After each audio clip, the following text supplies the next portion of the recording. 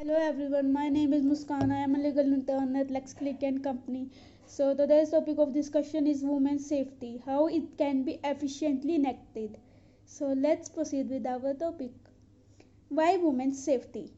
In the old days, women were restricted to the four corners of the house and only did the household and childbearing work.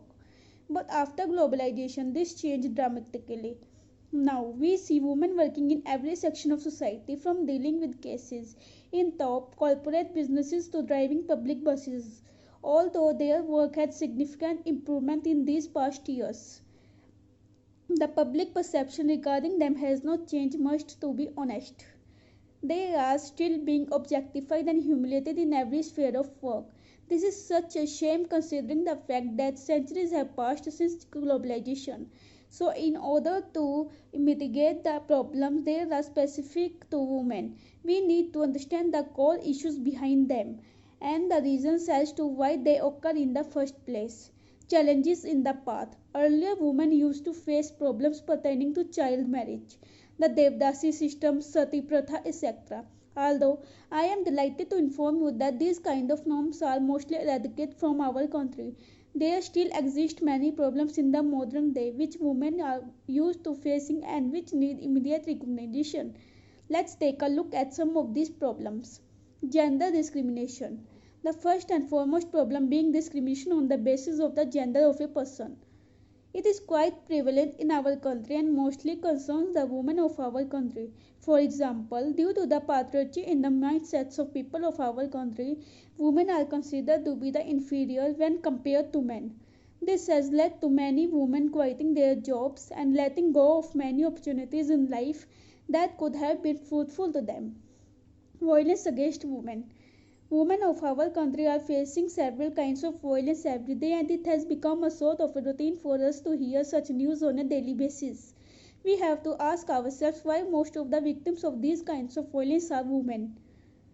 What kind of education are we providing to the people of our country that there is such a vast difference in the treatment of men and women?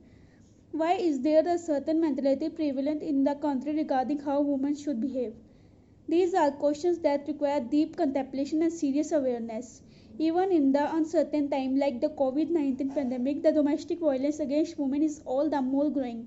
The reporting of cases increased significantly during the lockdown period. This means that they are facing violence and brutality even inside their homes, and surely they are not safe. Female education. The percentage of educated women in India is still very low compared to other countries, especially in the rural areas in which the more aggravated forms of above mentioned problem take place. Unemployment.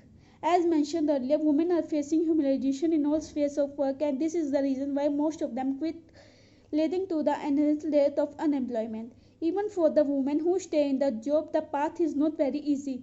The bosses in their organization intentionally give them more work and constantly make them look inferior to their male counterparts.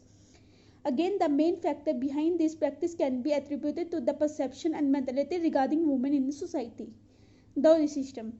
When we are talking about the problems associated with women, we cannot forget an ancient practice still holding its place in the modern era, dowry system.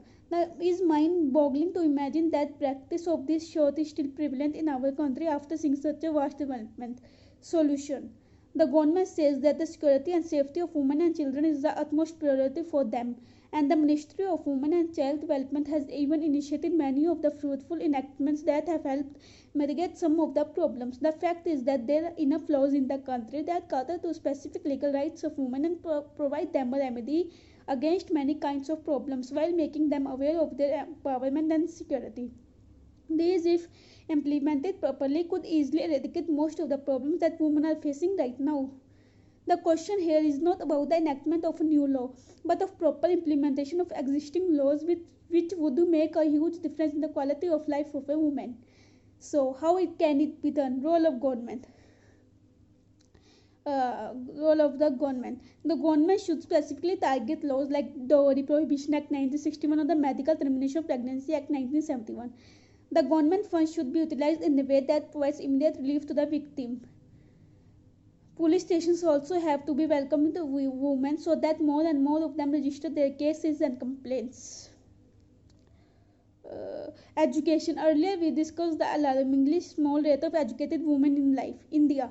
The only way to counter this problem is by providing equal access to quality education from the start. If we educate young girls, they would get to know about their rights and multitude of opportunities awaiting them. As a result, more and more of them would fight for their rights. This way, we help them in helping themselves. Beti Bachao Beti Padhao scheme is one such example to build upon. So, that's all for today. If you like my video, do like, comment and subscribe the Let's Click YouTube channel. Thank you.